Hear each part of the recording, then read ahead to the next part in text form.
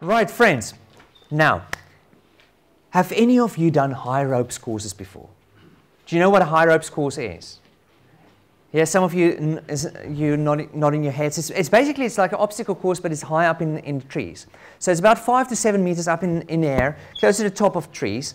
And there are all kinds of beams and things that you have to walk across and swing across. And it's great stuff. It's great fun, but it's very scary as well. Now, usually, some of these high ropes courses features a specific obstacle. Thank you very much, Ryan. Thanks. It features a specific obstacle, and it's 5 to 7 meters high. It's a pole that goes straight up, and it's usually around 30 centimeters, 20 to 30 centimeters in diameter. And the idea is that you have to climb up this pole, and then you have to try and balance yourself on top of this pole. It's quite tricky to get up onto it. And when you stand on it, about 2 to 3 meters, I mean, that's a trick in itself just to get up on it, but about 2 to 3 meters from you, there's a trapeze swing. And the idea is that you have to stand on this pole and then propel yourself forward and jump and grab onto this trapeze swing. Okay, so I don't know if some of you, have some of you done that? Can you yeah, we've got Brianus, yeah, Mike, a few of you, Ryan, yes, Marley. So a few of us have done that. It's quite scary. I mean, you've got a harness on and you've got somebody on the other side of the rope, you know, holding on so you don't fall. But I can tell you this, if you stand on that pole, I mean, you forget all about a harness, you forget all about a rope, you just see the ground there fall underneath you and you see that swing and you think, I've got to make it, I've just got to make it, I don't have a choice. Now, do you know what they call that obstacle? Who can tell me? Leap of faith. They call it leap of faith. Just show a picture. That's what it looks like. You know, if you jump in the air and you grab. It's called the leap of faith. And I think it's very aptly named because you have to take a leap, and it takes a lot of faith to make that leap, you know, because you just got to trust that you'll be okay, that the guy on the other side is not sleeping, he's holding onto the rope, you know, that's really what you've got to trust. But when it comes to our life journeys, I think a leap of faith that people will sometimes speak about is one of the big misnomers in the English language. You know, people often think that when it comes to faith, that it always requires a leap. You know, that is almost like standing on this pole and then you've got to take this massive leap and God's almost asking you to jump off a cliff, you know, and it's a leap of faith. Now, I believe that is not a leap of faith. I think it's a misnomer. I think God actually calls us to take small steps of faith. Sometimes those steps can be very scary. I mean, like Peter had, when he took that last step out of the boat, I think it was pretty scary to step onto the waves. You know, it was a scary step, but there was a lot of smaller steps preceding that last step. And I think that's the way God works with us. You know, there are often quite a lot of small steps that you need to take that will take you up to that last step. But He will guide you to that point in your life. He doesn't ask you to take massive leaps. He asks you to take small steps of faith. And sometimes, at a certain point in your life, all that God requires of you is to put one foot in front of the other and just take the next simple, small step of faith. That's it. And often, what will happen after that small step of faith? Something amazing. Sometimes, even miraculous. Because a small step of faith can change everything in your life. Everything.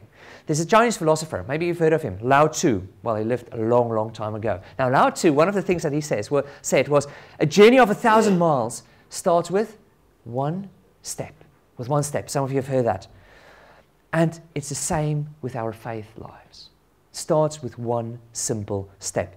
When you take such a step of faith, you may not initially see where it's going to lead. But then you take the next step, and the next one, and the next one. And eventually you look back and you say, wow, am I glad I took that first step? I wouldn't have been here if it wasn't for that first step. And all the ones after that.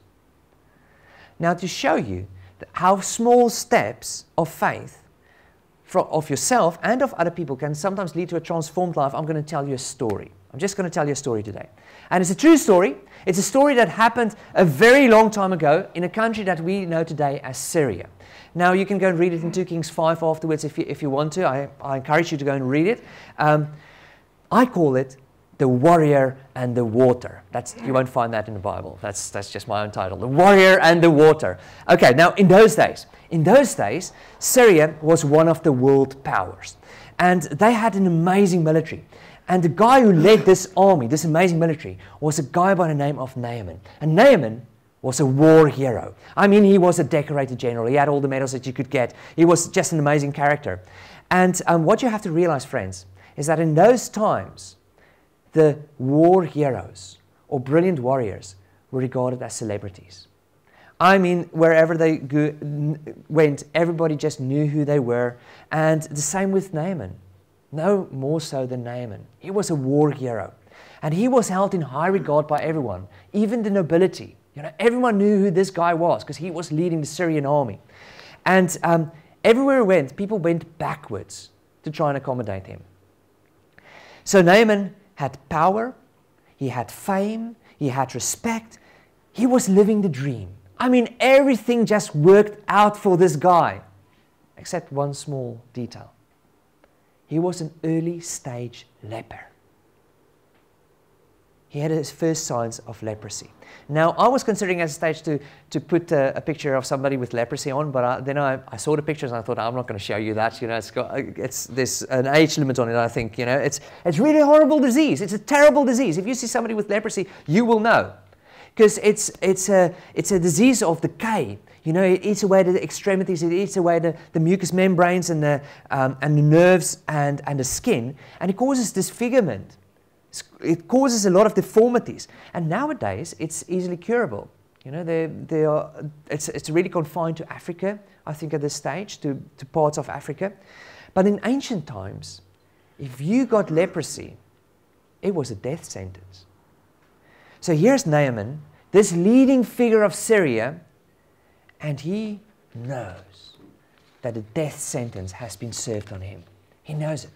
He knows it's just a matter of time before he will be isolated from the community, before he will be pushed out, he will lose everything he's got. He's the main character in our story, is Naaman. Meet the second character. In his house lived a little girl. Now, we don't know what the name is, but she's sort of the exact opposite of Naaman. Naaman is this older man. She's a young girl. He's got a lot of power. She's got no power. He's got a lot of fame. She's got no fame. She's got no connections. In fact, friends, she's got no rights. Because you know what?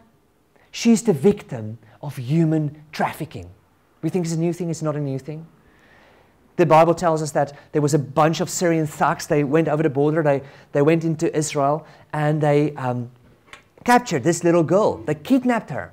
They ripped her out of her family and took her back to Syria, and they auctioned her off. Guess who buys her? Guess who buys her? Naaman's wife. Naaman's wife buys this little girl to come and work for them in their house. So she literally works as a slave in this house. She works like a slave, as a slave in this house, doing all household chores in that family. And she's got no rights, and she's got no hope of ever being rescued. Now, she's got every right, friends, to be seething with anger and hatred and hostility towards these people who've bought her. But there's something different about this little girl. Something very special about her. Because despite her terrible circumstances, despite everything she's lost in life, there's one thing, the one thing that truly mattered that she didn't lose. And that was her faith in the God of Israel, the God she grew up with. She still kept that. They took everything from her. They couldn't take her faith. So one day, she hears this story of Naaman, you know, this patriarch of the family, that he's contracted this serious illness and that he's got early stage leprosy. Now, considering what they've done to her and how they're keeping her as a slave in the house, you may think that she would probably think something like, what goes around comes around. serves you right, Naaman, for keeping me as a slave, serves you right for buying me and not letting me go. I hope everyone in your family gets this disease. I mean, you could easily think that she would think that because of the position she was in. But that's not who she is. She doesn't wish bad things on anyone because she grew up with the scriptures. And she knows what God is expecting of her. She knows that despite her circumstances, God wants her to overcome evil with good. He wants her to love other people, to do good to other people, no matter what their choices are. She needs to be the person that God called her to be. So now she's got a choice. She can either wish something bad on him and just let it go, or she can take a small risk and tell Naaman's wife what she believes. She can tell her, her mistress, of this God that she's serving. Now, friends, she then takes this step of telling Naaman's wife of the God of Israel that she loves. And now this is just a risk in itself. I mean, she could have been slapped to the ground for presuming to talk about Naaman, and his illness and so on to her mistress. But she takes this risk. She takes this small step of faith. And she goes to Naaman's wife and she says, it's a pity that your husband can't take a trip to my homeland, to my country, where I come from. Because there's a powerful God in my land. And He's known for loving people. And you know what? Sometimes He heals people. And He does it through His prophets. It would have been great if you could meet my God. And then she leaves it at that. She sows the seeds, she takes a small step of faith, and she leaves it at that. Now, Naaman's wife, thinking about this, and she waits till the evening, and that evening she goes to her husband. And she tells him about this little slave girl and what she said. And for the first time in forever, he feels a ray of hope stirring in his heart. He's got a choice. Naaman's got a choice as well. He could have just said, it's impossible. No one gets cured of leprosy. It doesn't happen. And that slave girl is probably just trying to set me up, to embarrass me in front of everyone, try and build up my hope and then break me down for everything we've done to her. She's just giving me false hope. He could either say that, or he could check it out for himself. He could take a risk and check it out for himself. So he decided to take a small step of faith and take a risk. So he goes to the king of Syria and he asks for permission to go to the king of Israel, to go and visit Israel, go on a trip, and to go and see whether this king, whether this God of Israel could possibly heal him of his leprosy. It's a long shot, but who knows? Who knows? Maybe there's some truth in what this little girl is saying. Now the king hears this, the king of Syria. And he obviously has a vested interest because this is his war hero general. I mean, this is the guy who took his armies and conquered a lot of other places. So he wants him to be alive and well as long as possible. So he says, of course, yes, you can get his leave of absence.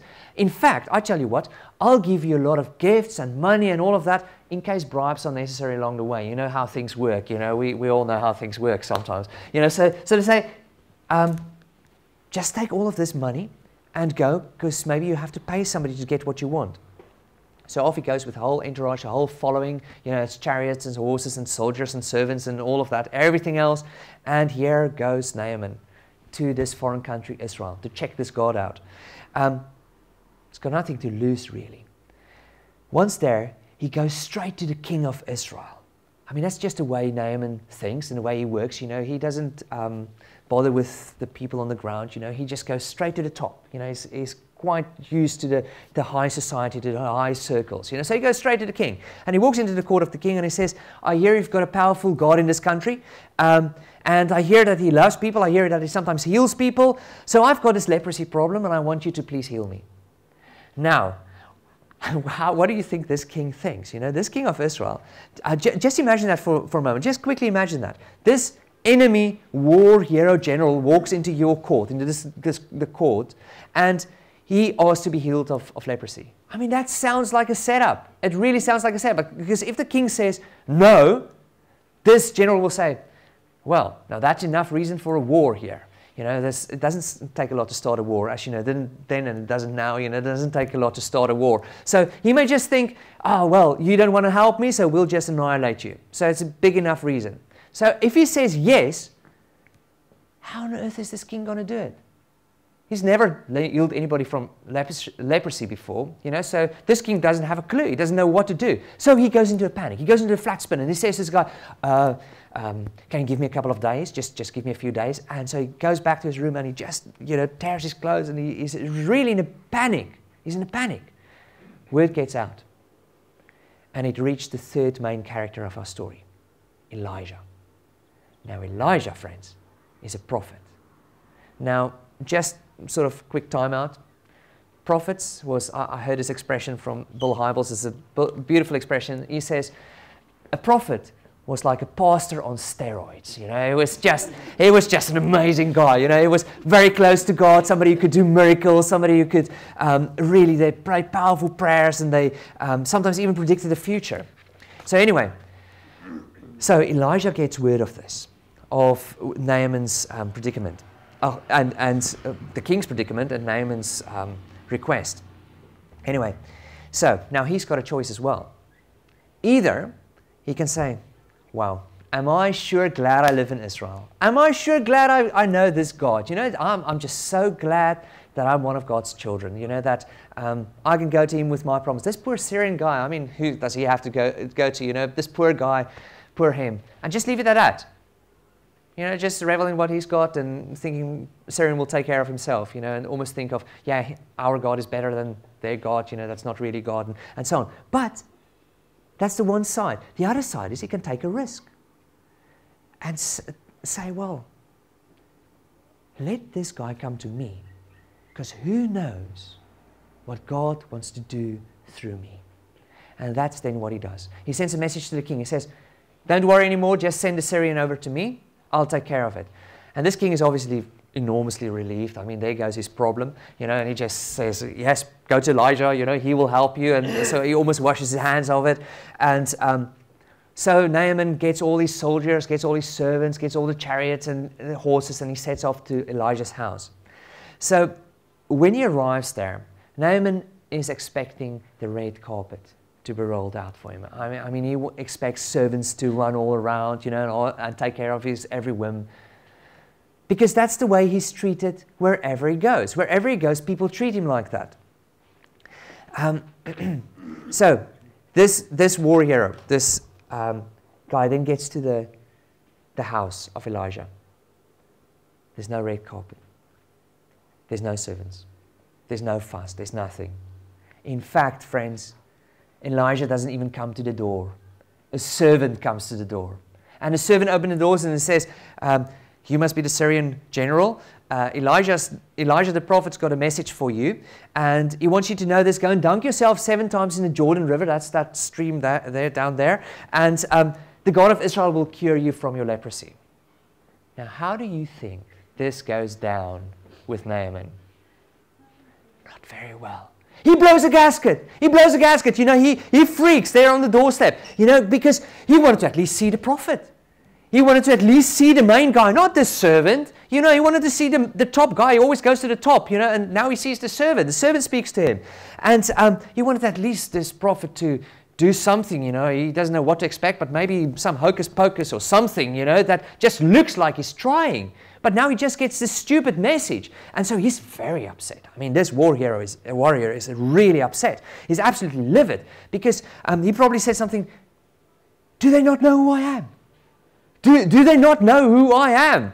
You know, and so he tells his colleagues, if this so-called prophet thinks that I'm going down to their little muddy river, you know, he's got something else coming. You know, if I had to go and dunk myself, I'd dunk myself in my rivers back home where the water's clean and nice and fresh. You know, I'm not going to do it here in the middle of nowhere.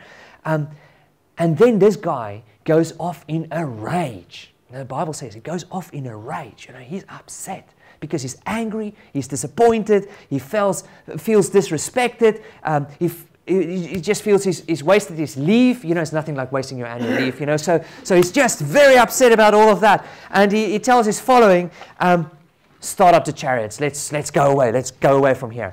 You know, so they start up the chariots and they go. Now, as they leave, a few of his trusted colleagues think he is making a mistake. But you don't just go out and say that, you know, you're making a mistake. You have to sort of tell a story. So they go to Naaman, and they decide to take a small step of faith. They decide to take a risk. And they say, hey, General, we've been thinking, what if this prophet told you to do something bold and daring? You know, like, I don't know, go to a nearby city and capture 5,000 enemy soldiers and come and line them up here. Would you have done that? Or what if he said, go to a city, fall in the city and take it and build an altar for my God in that city? Would you have done that? General, we know you would have done that. You're an action guy. You're a hero. You're a war hero. That's why you're a man of action. That's why you deserve every accolade that's come your way in your life. That's why people know you, because you're such a massive, great action guy, war hero, warrior. But you know what? It seems to us that this God is not interested in what you can do. It sounds like he doesn't want you to earn his mercy. It just sounds like he gave you a very simple, easy task to do. All he asks is a small step of faith from you. That's it. Just a small step of faith. Now we know you would rather do the daring thing. We know that. But he just asks a simple, small step of faith. And we've been talking, and we recommend that you do it. So Naaman thinks about this, and in the end, he just drives by the water, you know, and he gets off his chariot, he walks into the water, and as he stands in that water, he decides to swallow his pride. And he walks in, and he dunks himself 7 times. And when he comes out after the 7th time, he is healed of his leprosy. His skin is as smooth as a young child's. A miracle has happened. And I mean, Naaman is absolutely ecstatic. I mean, he can't believe it. He can't believe that he's just been healed. He can't believe his eyes. And he just tells his whole following, come on, turn around the chariots again. Let's go back to Elijah's house. So they all get up onto the horses. They go back to Elijah's house. They get to the house. And when they pull up in the driveway, Elijah's there. He's waiting for them. And then Naaman says the following. He says, in front of everyone, in front of all the soldiers, all the servant, Elijah, the whole works, he just says, now I know there is no God in all the world except the God of Israel. And this guy comes to faith, and he decides to follow God for the rest of his life. He thought he was just going to get some physical healing. He got spiritual healing in the process. His whole life got changed around like that. And he's just so grateful that he says to his whole following, you know those bribes, get it all off the chariots, put it in Elijah's house. Because it's just amazing what happened. And Elijah is like, what are you doing? You know, just stop. And he stops him. He says, put it all back on the chariots. Go back. And because he wants Naaman to know that God's grace can't be bought. It can't be bought. It's a free gift. All it requires is acceptance and a tiny step of faith. So here's Naaman thinking, wow, I can't earn it. I can't buy it. Who is this God who loves me so much that he gives all of this for free? For free. Who is this God? And his mind is blown open. And he goes back to Syria, a transformed man after his trip. Wow. What an amazing story, friends. What an amazing story. Now, let me ask you a question. Here comes the questions. Okay. Did you pick up on all the small steps of faith that it took for Naaman to eventually have a transformed life? Did you see all the small steps? First of all, there was the little slave girl. You know, that she decided to take a risk and share the good news with her mistress. You know, share the good news that help is available or may be available to Naaman in his predicament if he would just go to the God of Israel, the God she knows. Now, that took a lot of courage from her, friends. But she knew that God could help this man. She knew that God could change this guy's life forever. She knew that. So she took a risk. She took a step of faith, despite what it held in for her. So I'm wondering, is there someone like that in your life?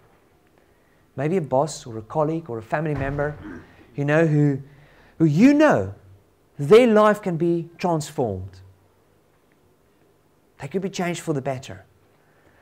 But thus far, you've been very careful not to say anything about your faith around them. Maybe it's time for you to take a risk. Maybe it's time for you to take a step of faith and share the good news that there is a God who really loves them, who really cares for them. Second guy who took a step of faith in the story was Naaman. I mean, he decided to take a step of faith despite all the risks involved for him. I mean, he could have easily been cynical. You know, when he heard the story of the slave girl and the good news she brought. You know, he could have said that nothing like that ever happens. But he decided to check it out for himself. Even if it meant he had to go on a trip to Israel. Even if it meant that he had to go and ask leave from his king. Even if it meant that people may be talking behind his back and saying, oh, you know, Naaman, he was this warrior, but hey, he's lost it. You know, he's checking out religion. You know, what's wrong with him? He could have, you know, but he took the risk. He took the risk. He was willing to have an honest look for himself, to weigh everything up, and to see whether the stories he heard about God is true or not. That takes courage, friends. That takes courage and a small step of faith. Maybe you are sitting here and you're also cynical about God. Let me ask you, when was the last time that you honestly checked to see whether your assumptions about God is still valid or not? Maybe you got hurt somewhere in your life. Let me ask you, when was the last time you spent 15 minutes per day with the Bible, just checking out to see whether God would speak to you, maybe heal you as well? That's your life. Maybe it's time for you to take a small step of faith, just like Naaman, to at least be willing to check it out honestly for yourself. Just check it out to see whether what you believe is still valid or not. Then there was a third person who took a step of faith, and that was Elijah. Now, I know prophets, you know, they walk with God, and he was walking with God and walking in faith on a daily basis, but he didn't have to say to the king, well, send a Syrian warrior to me. He didn't have to do that. He could have easily just let it go. I mean, he wasn't there. There was no pressure on him. Could have ignored it. But he thought, who knows? Who knows? Maybe God will use me to do something amazing in this guy's life. Who knows? And he took that step of faith to trust God, to do what he wants to do. And he said, send him to me. And then fourthly, there were all these colleagues of Naaman. You know, and these guys took a massive risk. I mean, have you ever seen a warrior in rage? You know, think Bruce Willis, think, you know, Arnold Schwarzenegger, think Ibn Etzebeth, you know, in a rage, you know, so think something like that, you know, where this guy's, you don't want to mess with them. You don't want to mess with them, you know, it's like, yeah, you just stay away. Anyway, they don't stay away. They took a risk. They took a risk.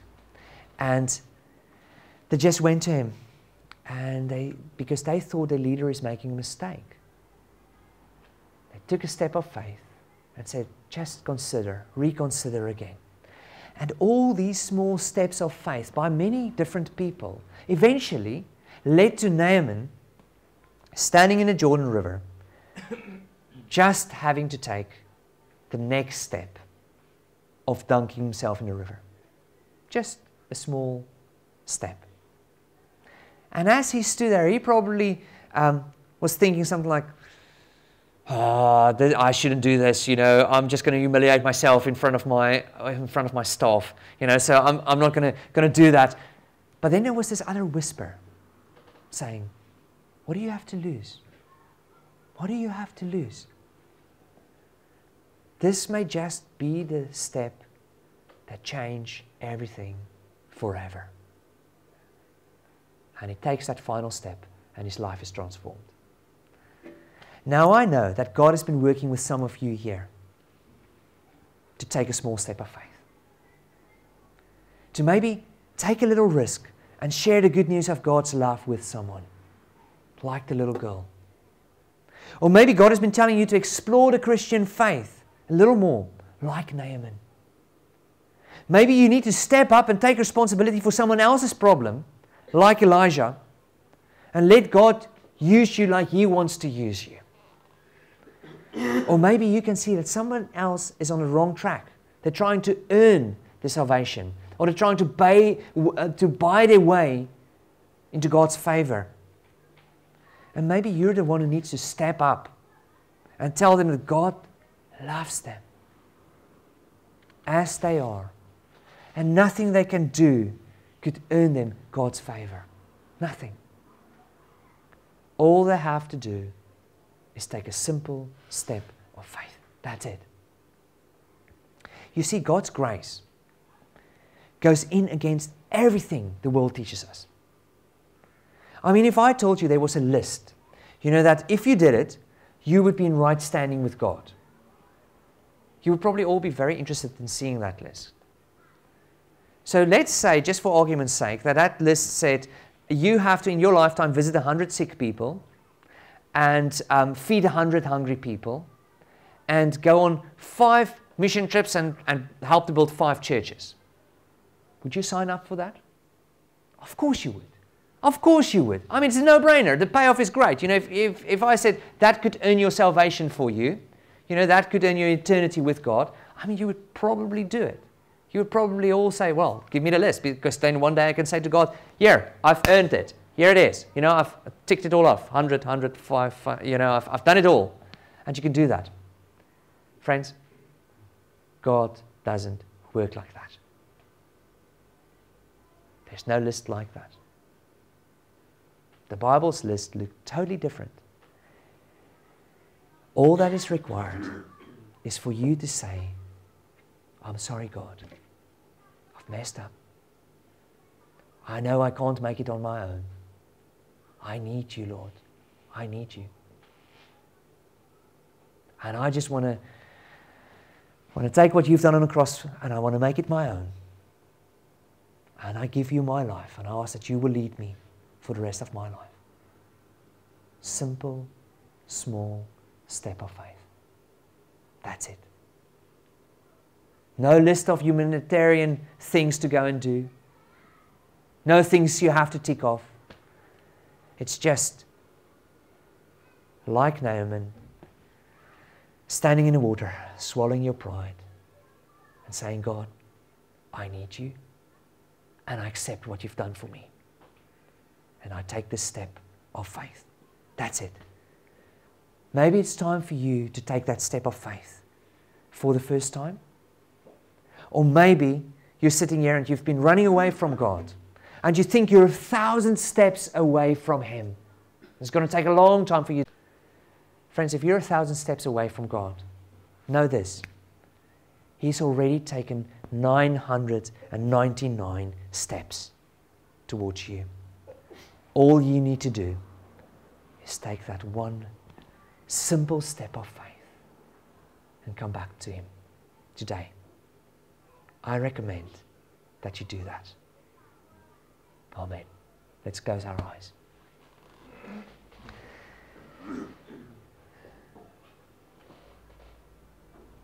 Lord, thank you so much that you are pursuing us all the time. Thank you, God, that you are not asking us to take massive leaps. That's difficult sometimes to take, but you just ask us to take simple steps of faith, to trust you step by step. And Lord, you know all of our stories. You know that some of us need to come to you for the first time, and some of us need to come back to you because we've run away. And we just all want to come to you today and take that small step of faith.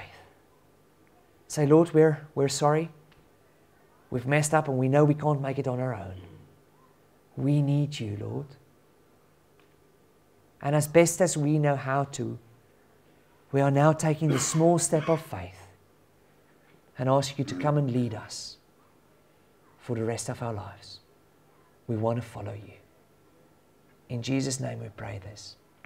Amen.